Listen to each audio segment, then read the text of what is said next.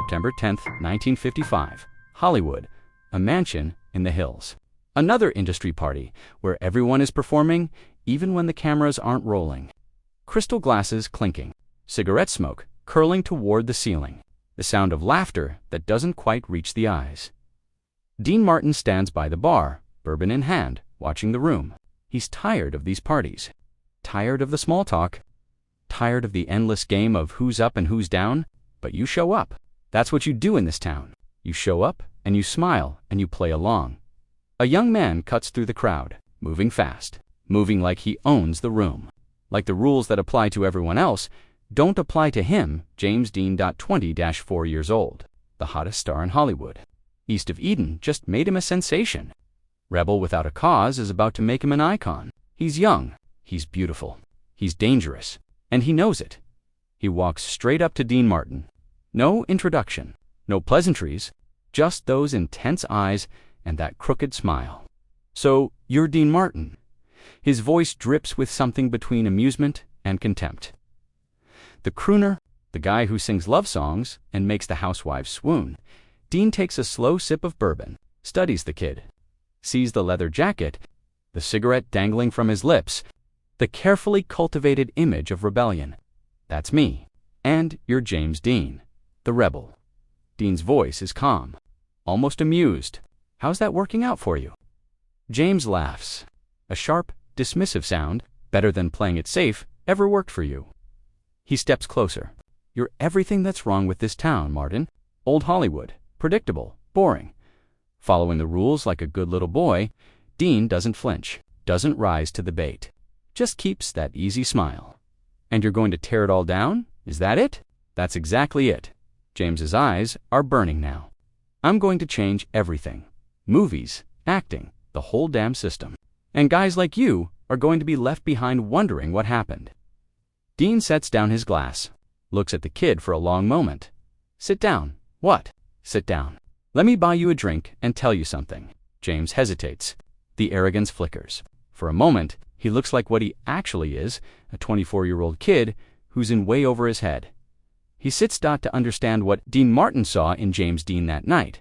You need to understand who James Dean really was. Not the image, not the icon, the person underneath.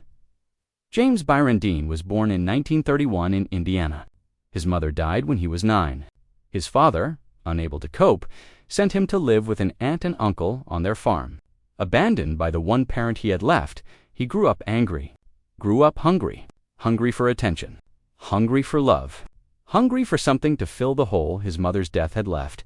He found acting, and acting found him. He was extraordinary, raw, electric. He didn't perform emotions, he bled them. Directors said he was impossible to work with. They also said he was the most talented actor they'd ever seen. By 1955, he had conquered Hollywood. But the conquest hadn't filled the hole. Nothing did. So he kept pushing. Faster cars, more dangerous stunts, more volatile relationships, living like there was no tomorrow, because, deep down, he wasn't sure he wanted one.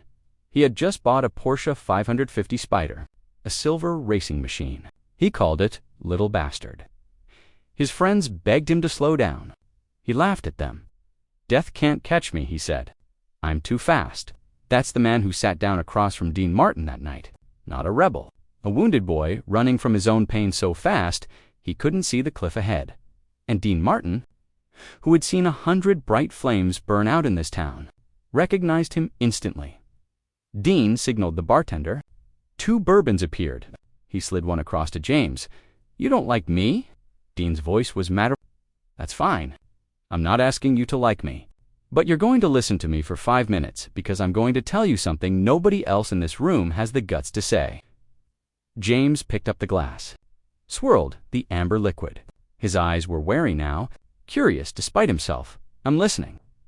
Dean leaned back, lit a cigarette, took his time. "You think you're the first rebel to hit this town? The first kid who is going to change everything, tear down the old guard, rewrite the rules." He exhaled smoke. "You're not. I've seen a dozen of you. Brando was going to change everything. Montgomery Clift was going to change everything. Hell, I was going to change everything when I got here." He gestured at the party around them. "And here we all are, playing the same game, following the same rules. You know why? James said nothing, but he was listening, because Hollywood doesn't fight you. That's the trick. It doesn't argue. It doesn't push back. It just smiles. Dean's eyes locked onto James's end. While it's smiling, it's eating you alive. He leaned forward. You think you're tearing down the system. The system loves you. You're making them money. You're filling seats. You're giving them exactly what they want, a pretty rebel they can sell to teenagers. His voice hardened. And the moment you stop being profitable, the moment you become more trouble than you're worth, they'll throw you away like yesterday's script. James's jaw tightened. That won't happen to me. It happens to everyone. Dean's voice was flat. The only question is whether you survive it, whether you're still standing when the smoke clears. He took a drag of his cigarette. The ones who survive aren't the rebels, kid. They're the ones who learn to pace themselves. The ones who figure out that this is a marathon, not a sprint. The ones who know when to slow down. James laughed. But there was less conviction in it now. That's your advice? Play it safe. Be boring. No, Dean's voice was sharp. Be yourself. Be brilliant. Be different. Change whatever you want to change. But be yourself for a long time. He pointed at James with his cigarette. You've got 50 years of movies in you. 50 years of changing things. Of being James Dean. But only if you're alive to do it. James shifted in his seat. For a moment, the armor cracked. Something vulnerable flickered in his eyes. What are you saying? I'm saying I see how you live. The fast cars. The risks. The way you drive, like you're trying to outrun something. Dean's voice softened. I know that feeling, kid. I know what it's like to run from your own head. But you can't outrun yourself. And if you keep trying, you're going to run right off a cliff. James stood up abruptly. The vulnerability vanished. The armor snapped back into place. Thanks for the drink, old man. His voice was cold again. And thanks for the advice. I'll think about it while I'm changing the world and you're singing That's Amore for the 10,000th time. Dean didn't stand. Didn't chase. Just looked up at him with something that might have been sadness. Slow down, kid. The finish line isn't going anywhere. James was already walking away. He raised a hand without turning back. A dismissive wave, and then he was gone, swallowed by the crowd. Dean sat alone at the bar for a long time after that. He finished his bourbon. Then another. He thought about all the bright lights he'd seen burn out in this town, all the talent that destroyed itself, all the potential that ended in tragedy. He hoped he was wrong about this kid. He hoped James Dean would figure it out, would slow down, would learn to pace himself. But somewhere deep in his gut, Dean Martin knew. He'd seen that look before. That desperate hunger, that need to run, that inability to sit still with your own pain. He knew how the story ended. September 30th, 1955. 20 days later, the sun is setting over California. Golden light spilling across the highway. A beautiful evening for a drive. James Dean climbs into his Porsche 550 Spider. The little bastard, silver paint gleaming in the fading light. He's heading to a car race in Salinas. A mechanic named Rolf sits in the passenger seat. James has been told to trailer the car, to save it for the race. Everyone told him, his friends, his manager, even a fellow actor who saw the car that morning and said, that car looks sinister. Be careful, or you'll be dead by next week. James laughed. He always laughed. He refuses to trailer it. He wants to break it in. Get a feel for it on the open road. Feel the wind. Feel the speed. Feel alive. At 3:30 p.m., a highway patrol officer pulls him over for speeding. A warning. James nods, signs the ticket, and pulls away. Minutes later, he's back up to 85, maybe faster. At 5:45 p.m., at the intersection of highways 46 and 41, a Ford Tudor sedan turns in front of him. The driver, a college student named Donald Turnipseed, doesn't see the silver Porsche coming. Or maybe he misjudges the speed. Nobody will ever know for sure. James is going too fast. There's no time to stop. No time to swerve. No time for anything except one final moment of clarity. The impact is catastrophic. The Porsche crumples like paper. James is thrown from the vehicle. His neck is broken. Internal injuries too severe to survive. James Dean is pronounced dead at 6:20 p.m. He is 24 years old. He has been a movie star for less than 18 months. Rebel Without a Cause hasn't even been released yet. Neither has Giant. He will never see himself become a legend. Dean Martin hears the news on his car radio. He's driving home from a studio session. The sun has just set. The sky is purple and orange. A beautiful evening turning dark. The announcer's voice is somber. Breaking news. James Dean, dead in a car crash. Hollywood's brightest young star, extinguished in an instant. Details still coming in. Dean pulls over to the side of the road, sits there with the engine running, staring at nothing. His hands grip the steering wheel.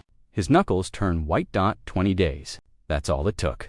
20 days from Slow Down Kid to this. He thinks about that night at the party.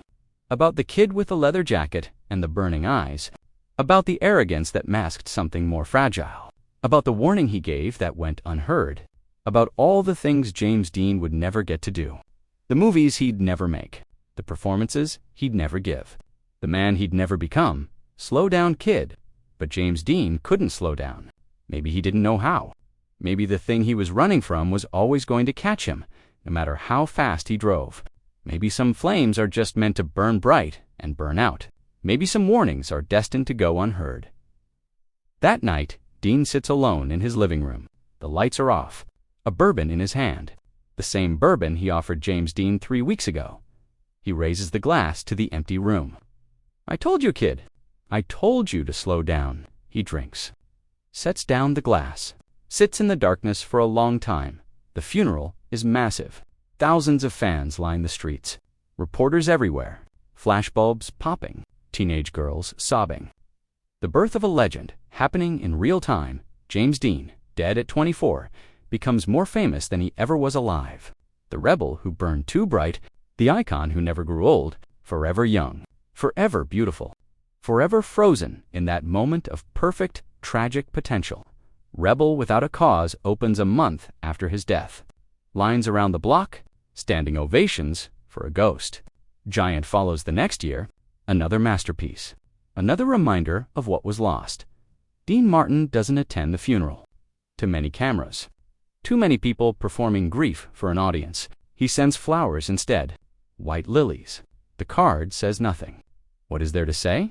What words could possibly be enough? He thinks about the kids sometimes. Late at night, when the house is quiet and the bourbon is warm, he wonders if anything he said that night made any difference. If James even remembered the conversation. If some part of him, in those final seconds, heard a voice saying, "Slow down." Probably not, but Dean wonders anyway.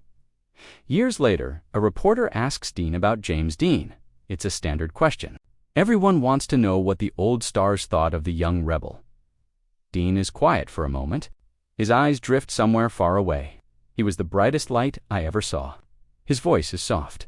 Burned so hot, he couldn't help but burn out. That's the tragedy of this town. Hollywood loves fire, but it doesn't know how to keep it burning. It just uses it up and moves on to the next flame. The reporter presses. "Did you know him well?" Dean shakes his head. "I met him once, gave him some advice." A sad smile crosses his face. He didn't take it. Kids never do. What was the advice? Dean looks at the reporter. For a moment, something flickers in his eyes. Pain, regret. The weight of watching too many bright lights burn out. Slow down. His voice is barely a whisper. Just slow down. There is a lesson in this story. A lesson James Dean never learned. A lesson that kills more talented people than lack of talent ever does. The race isn't won by the fastest. It's won by the ones who finish. James Dean had everything. Talent, beauty, charisma, the ability to change an industry, to redefine what acting could be. He could have had 50 years of groundbreaking work, 50 years of evolution, 50 years of becoming something even he couldn't imagine. Instead, he got 18 months, 1 finished film at the time of his death, 2 more released posthumously. A legacy built on potential rather than achievement. Dean Martin understood something James Dean never did. Success isn't a destination, it's a pace. You don't win by burning brightest, you win by burning longest. Slow down. Pace yourself. Let the road come to you instead of chasing it. The finish line isn't going anywhere. But James Dean was in too much of a hurry to listen, and on a September afternoon in 1955, at an intersection in California, the finish line came to him. Some warnings go unheard. Some lessons come too late. Some lights burn out before they ever reach their full brightness. James Dean was 24 years old. He had his whole life ahead of him, and then he Deaned. This is Dean Martin, the untold legacy. Let me know in the comments, have you ever given advice that went unheard? Sometimes all we can do is speak the truth. The rest is up to them. If this story moved you, hit that like button. Share it with someone who needs to hear that slowing down isn't weakness, it's wisdom. And make sure you're subscribed, because in our next video, we reveal the final conversation between Dean Martin and Frank Sinatra. The night Frank left in tears. Until then, keep swinging, Polly.